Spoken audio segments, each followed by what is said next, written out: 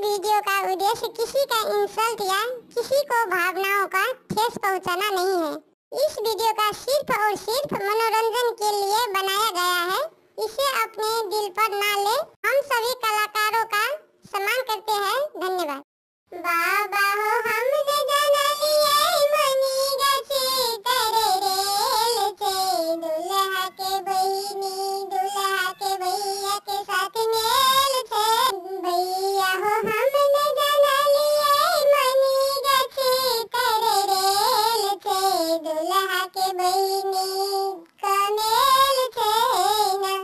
भैया हो हमने जना लिए मनी गछे तेरे रेल से, दुल्हा के मौसी का मेल छे ना।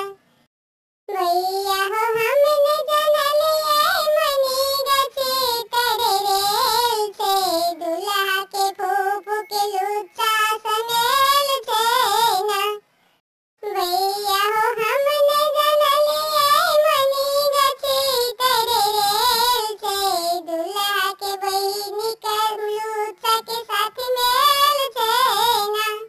बाबा हो हमने जना लिए मनी गछे तेरे रेल से, दुल्हा के चाची के लफुआ लुच्चा से मेल छे ना।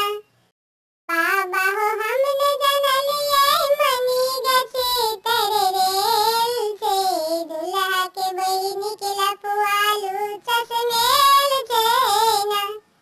भैया हो हमने जना लिए मनी गछे तेरे रेल से, दुल्हा के फुआ के लुच्चा से मेल छे ना। चाचा हो हमने जना लिए मनी गछे तेरे रेल से, दुल्हा के मौसी के लुच्चा संग बेल छे ना।